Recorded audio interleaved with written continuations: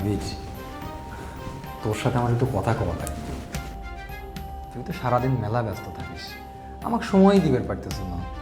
এইদিকে তোর সাথে আমার কথা কওয়া খুব জরুরি। এখন কোনো কথা না বলি, খাওয়াটা তো শেষ কর। তাইলে খাওয়ার পর একটু সময় দিস। বললাম তোমার সব কথা শুনবো। দোলা, দোলা, আমরা দুই মেলা দিন একসাথে কথা বলি।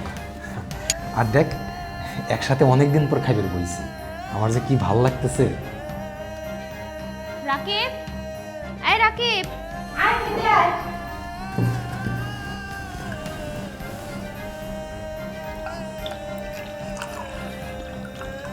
আপু, আমি এখানে বসবো? এখানে বসে কিভাবে খাবো? কেন রে ভাই, কি সমস্যা?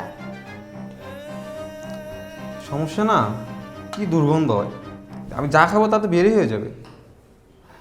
ও, বুঝতে পেরেছি। আচ্ছা ভাইয়া, আপনি এই জামা কাপড় কতদিন হয় ধুন না বলেন তো? রাকিব না বললে তো বুঝতেই পারতাম না। এখন তো আমারই খেতে ইচ্ছা করছে না। না, হয়েছে কি, আমি তো খেতে খামারে কাজ করি, সারাদিন ঘাম টাম থাকে, এই জন্য একটু দুর্গন্ধ থাকে। সমস্যা নাই, আর তোমরা বসে খাও, আমি না হয় পরে খাবো না। আর তা না হলে পরে আমি ওইখানে বসে খাই। আমি তো সারা জীবন মাটিতে বসেই খাই, একদিনের জন্য আমার জমিদার না হলেও চলবে না।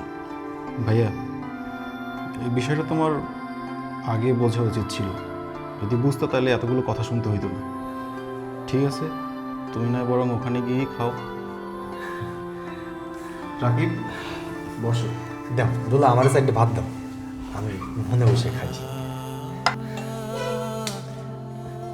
থাক থাক, একটু তরকারি দাও।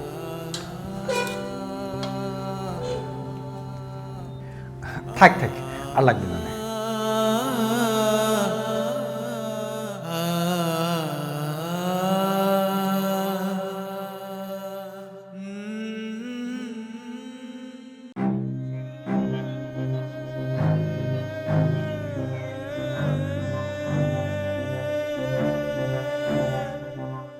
এবার বোধহয় তোমাদের কারো নাকে আর দুর্গন্ধ লাগবে না।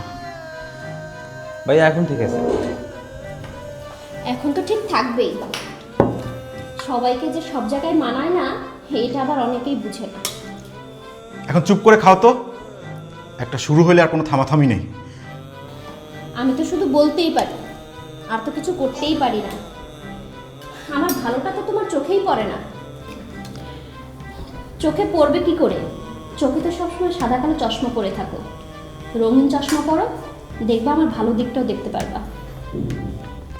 আপু, ভাইয়া তো চশমা পরে না, আর তুই কি না? তুই ওসব কিছু বুঝবি না, তুই খা।